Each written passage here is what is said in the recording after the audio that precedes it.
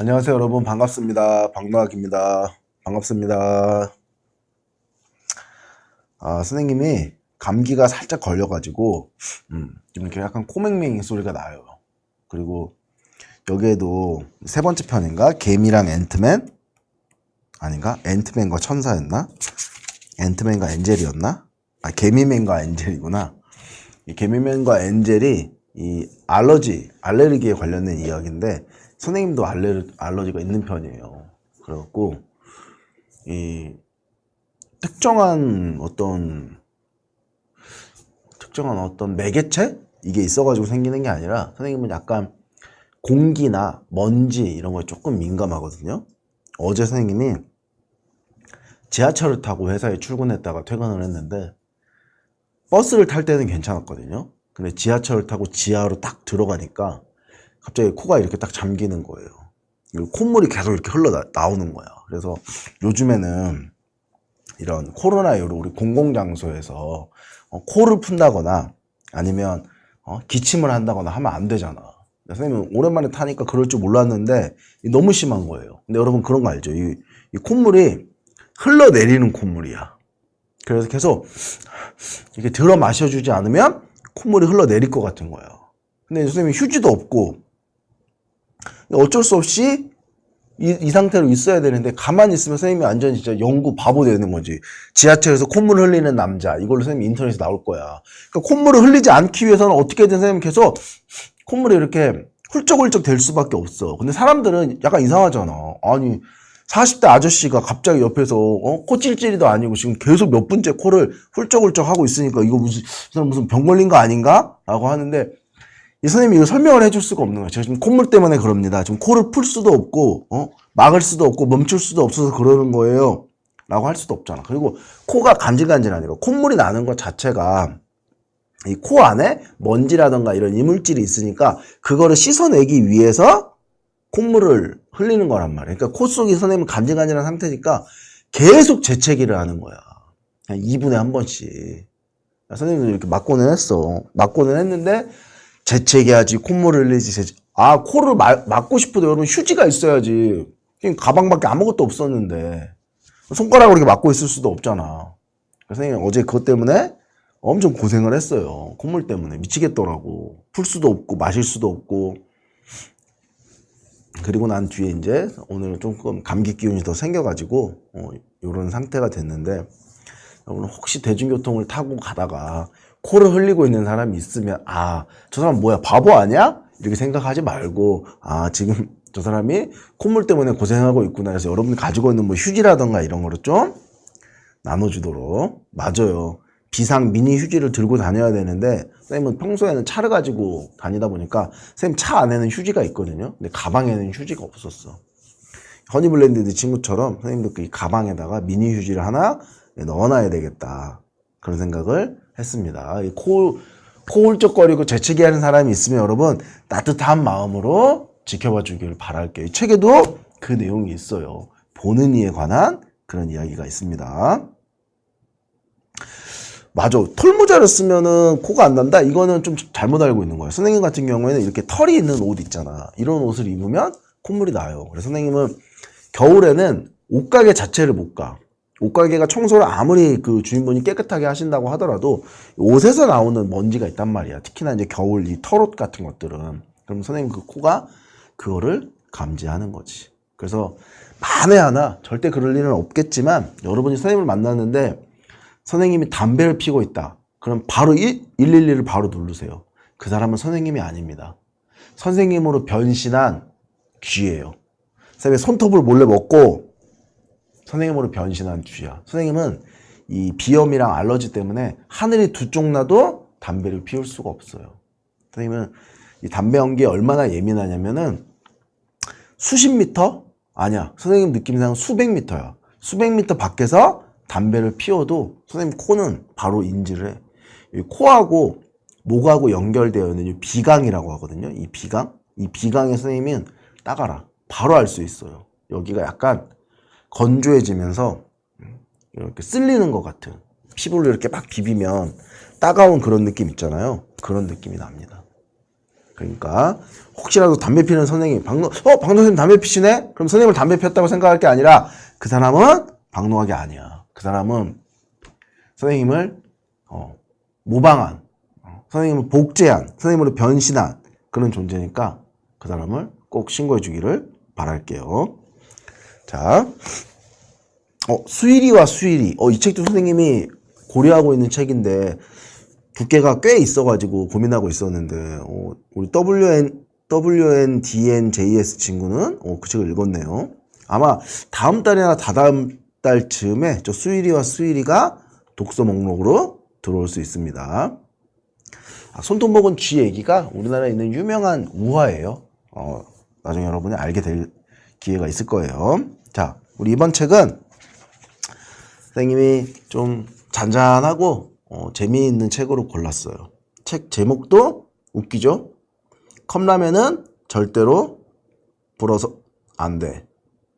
자, 이 컵라면은 절대로 불어서는 안 돼라고 하는 책인데 이게 6편일 거예요. 6편의 단편이 모여있는 책인데 뭐라고 해야 될까? 여러분들 같은 어린이들을 주인공으로 삼고 있는데 막 밝고 희망차고 재미있는 이야기가 아니에요. 이 6편의 주인공들은 모두 약간씩의 결핍, 약간씩의 외로움, 약간씩의 괴로움, 약간씩의 고통, 약간씩의 억눌림, 약간씩의 답답함 이런 것들을 가지고 있는 친구들이에요. 그래서 이제 그런 것들 아마 선생님도 이미 어른이잖아. 여러분들을 아무리 여러분의 시각으로 이해해 준다고 하지만 여러분들 입장에서는 선생님이든 부모님이든 주변 어른이 이야기하고 약간 이렇게 위로를 해준다고 하더라도 여러분 마음에 와닿지 않는 것들이 있을 거예요. 그래서 여러분들 나름대로의 안타까움이 있을 텐데 그런 사람이 나만 있는 건 아니라는 거죠. 여러분이 지금 겪고 있는 고민, 괴로움, 답답함, 막막함 이런 것들을 모든 친구들, 대부분의 친구들이 느끼고 있으니까 그런 거에 너무 매몰되지 말아라. 여러분 스스로 좀 즐거운 상상, 재미있는 상상을 해보라 라는 전체적인 주제는 그런 거예요. 근데 그거를 짧은 단편으로 정말 한 20페이지씩 정도밖에 안 되는 것 같아. 하나당. 너무 짧아서 솔직히 선생님은 약간 잘 이해가 안 되는 부분도 있어. 그러니까 선생님 생각에 이거 컵라면은 절대로 불어서는 안 돼. 이 책은 여러분이 읽어보면 선생님보다 여러분이 더 잘할 것 같아. 이건 사실 내가 여러분한테 무언가를 얘기해줘야 되는 게 아니라 여러분이 선생님한테 얘기를 해줘야 돼. 왜냐하면 선생님 입장에서는 이게 무슨 말이지? 얘가 지금 무슨 생각을 하고 있는 거지? 라고 하는 부분도 있었단 말이에요. 그래서 이게 6개의 단편인데 혹시 읽은 친구들이 있으면 우리 한번 얘기해 볼까? 여러분은 제일 재미있거나 제일 인상 깊었던 거 고로 여러분이 다음 글쓰기의 주제로 삼을 만한 그런 책 뭐 좋아했어요? 여러분 이 중에서 가장 좋았던 게 뭐였는지 한번 얘기해 보세요. 자, PT 한번 보여주세요. 책 제목은 요거죠. 이거 되게 재미있는 것 같아. 제목이 컵라면은 절대로 불어서는 안 돼. 어떻게 이런 생각을 했는지 모르겠어. WND 친구는 전박이 귀신 맨 마지막 거 전박이 우산 귀신 이거 전박이 우산 귀신 제일 많네. 너구리? 웬 너구리? 이거 컵라면 이야기야? 또 뭐 있어요? 곽은선 친구도 전박이 우산 귀신, 미니 친구도 전박이 우산 귀신, 복구름 친구도 전박이 우산 귀신, 재민 친구 와일드 로봇은 뭐예요? 와일드 로봇은 다른 책이잖아요. 전박이 우산 귀신이 압도적으로 많네. 근데 솔직히 선생님 생각도 마찬가지예요. 선생님 생각도 이 책에서 선생님이 가장 인상 깊게 읽었던 소설은 전박이 우산 귀신입니다. 선생님한테도 1등이에요. 너무 좋았는데 선생님이 이거는 알려주지 않을 거야. 이거 대포 친구구나. 어머님 성함이신가 보네. 이 점박이 우산 귀신은 여러분이 직접 꼭 읽어보세요. 이거는 꼭 읽어보세요. 이게 점박이 우산 귀신이 나와요. 진짜로 점박이 우산을 쓴 귀신이야. 비가 오는 날이면 나타나는 귀신이야. 그리고 그 귀신을 만나는 내용이야. 여기까지만 이야기할게요. 다른 친구들도 얘기해주지 마세요.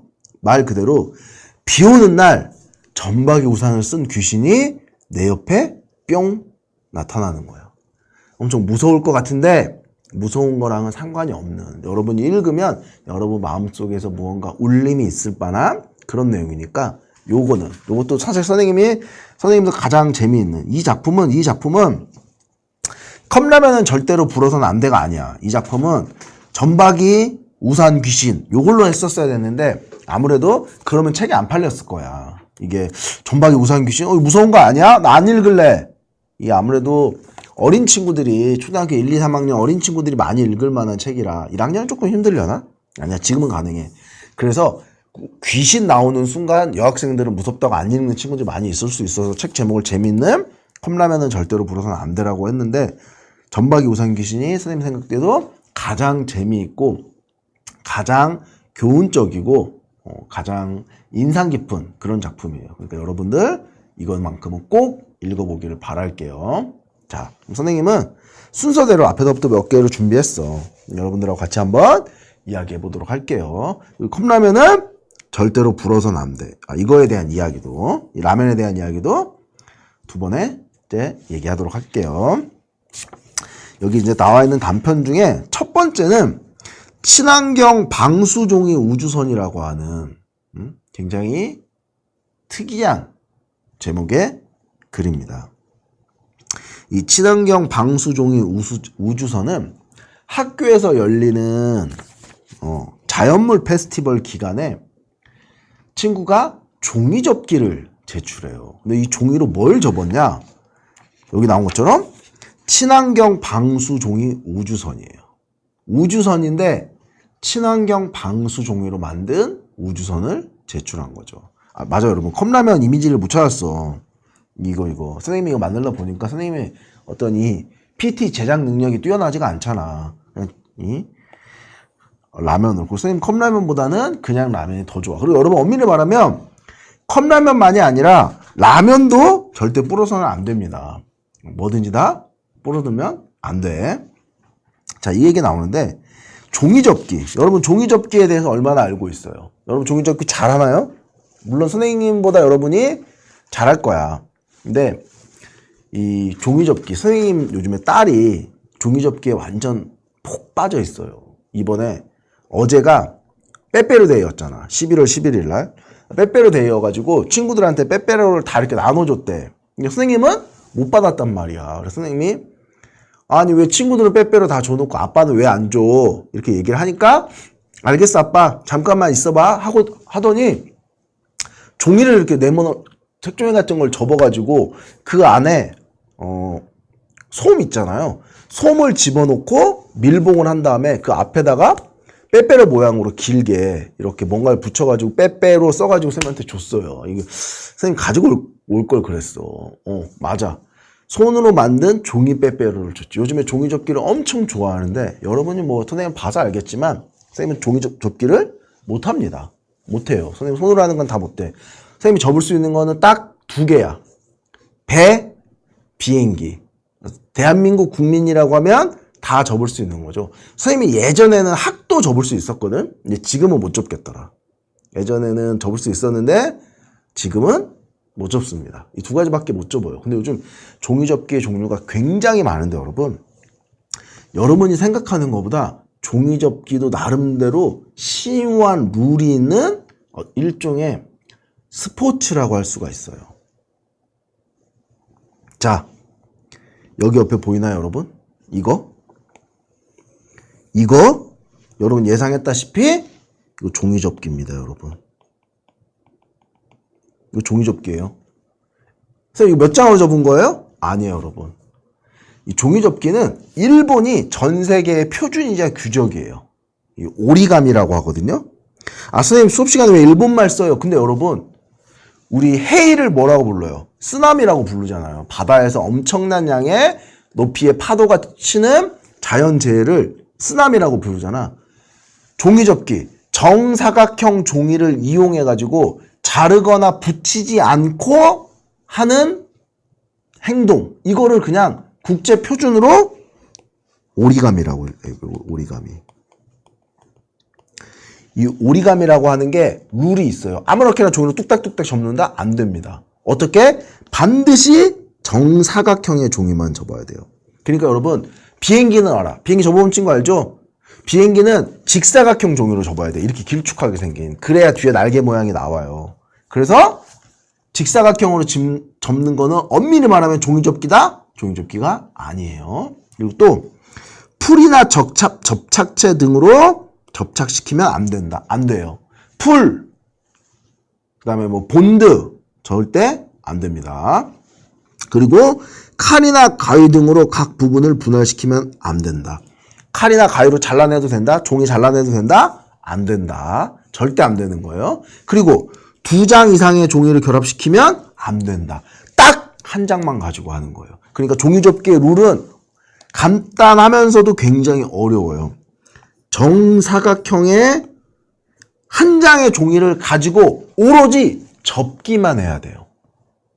자르는 거, 찢는 거, 붙이는 거, 연결하는 거 다 안 됩니다. 정사각형 종이 한 개로만. 그리고 만든 다음에 아무렇게나 만들어 놓고 종이 접기예요. 그건 안 돼. 아들이 맨날 하거든. 뭐 이거 접어가지고 아빠 이거 뭐 같아? 라고 또 그냥 구겨놓은 거거든요. 누가 봐도 종이로 구겨놓은 거야. 나무? 이거 트리케라톱스, 여러분 트리케라톱스랑 전혀 다르게 생겼어요. 그렇게 우겨서는 안 된다는 거야. 트리케라톱스면 어째야 된다? 어디에서 보더라도 뿔 3개가 달려가지고 공룡처럼 보여야 트리케라톱스지. 새 아들처럼 종이 그냥 이렇게 막 구겨 넣은 다음에 아빠 이거 트리케라톱스 그거 절대 안 된다는 거야. 나 혼자 주장하는 거는 종이접기가 아니야.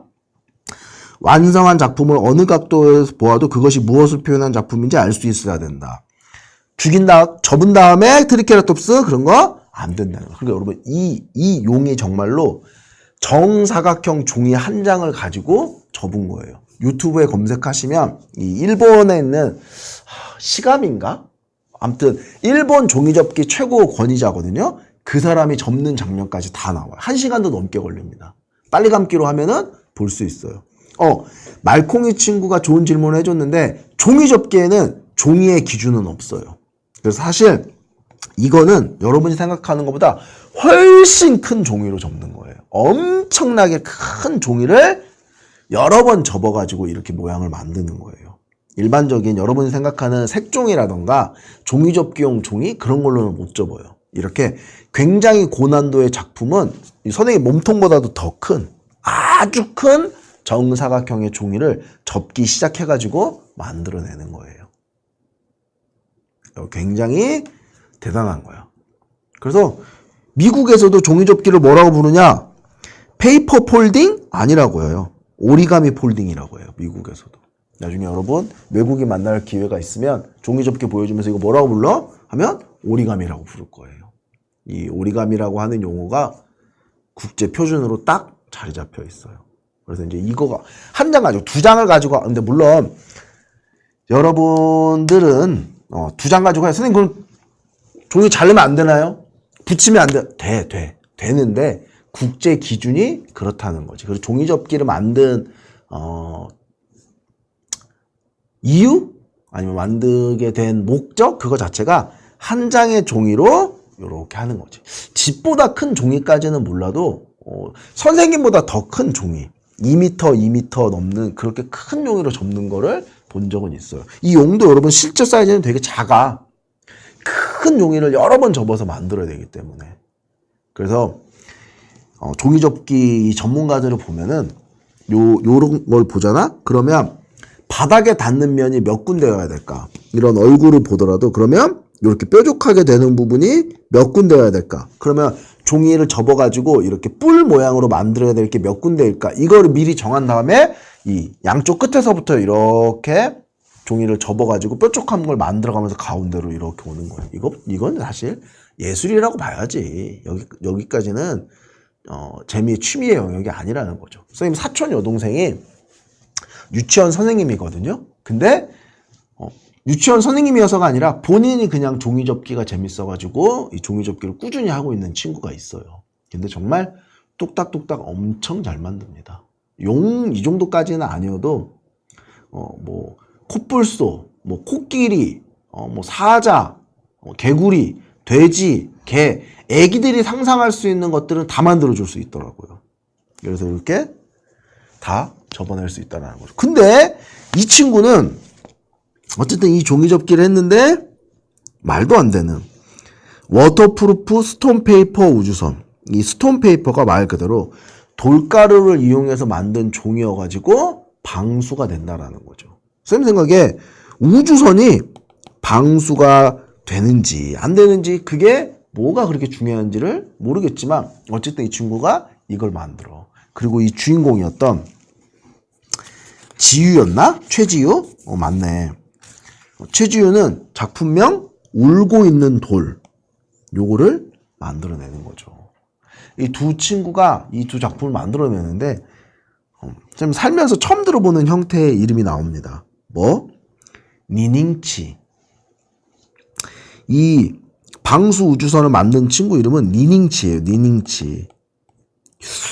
어디 중국 이름 같기도 하고 태국 이름 같기도 하고 근데 또 태국 이름도 아니야. 중국 이름도 아니고 아주 독특한 이름을 가지고 있는 친구예요.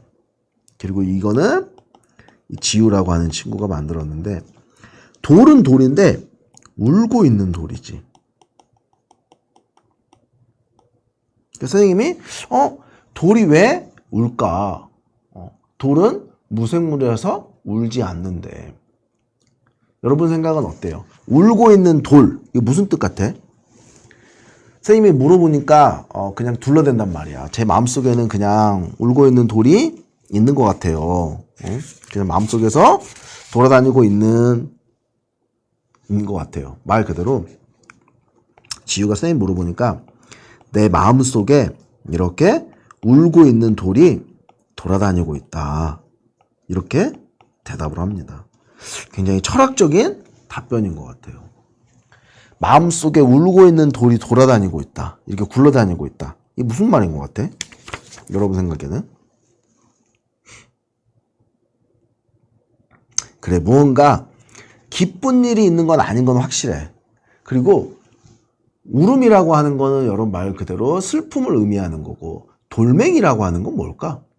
돌멩이가 내 마음속에서 이렇게 돌아다니고 있다는 거. 그렇지? 돌멩이가 이렇게 돌아다니고 있다는 거는 그래 여러분 생각해봐. 여러분 신발 안에도 돌멩이가 하나만 들어가도 그게 신발 안에서 돌멩이가 하나 걸려있다라는 돌아다니고 있다는 건 무언가 불편하고 답답하고 딱딱하고 아프다라는 게 나온다는 뜻인데 그래 맞아. 여기에서 이 주인공인 지유는 무언가 마음속에 그래 어둡고 슬프고 불편한 그런 상황이라는 거지. 왜? 이 지유의 엄마가 아프신 거잖아. 지유의 어머니가 아프시고 아버지는 그런 어머니를 간호하셔야 되는 거지. 여러분 부모님들은 아직 다 건강하실 거야. 여러분들이 이런 일이 있기를 선생님은 절대로 원치 않아. 여러분 부모님들은 언제나 늘 건강하실 건데 우리는 알고 있긴 알고 여러분 친구 중에는 분명히 이런 친구들이 있을 거예요. 왜냐면 우리나라 이 40대 이 30, 40대의 어떤 질병, 암이라던가 이런 거 발병률이 굉장히 높아. 선생님도 선생님이 제일 좋아하는 사촌 형이 한 3, 4년 전에 돌아가셨어요. 폐암이셨는데 암이 온몸으로 다 퍼져가지고 돌아가셨어. 그때 이제 그 형이 돌아가실 때 그 형 자식들, 선생님 입장에서는 조카들이지. 조카들이 2명, 아들만 2명이었었는데 7살하고 5학년이었어요. 12살이겠네. 이 친구들을 두고 형이 암으로 돌아가셨어요. 선생님 개인적으로는 가장 가깝게 지내던 사람 중에 한 명이 돌아가신 경험이야.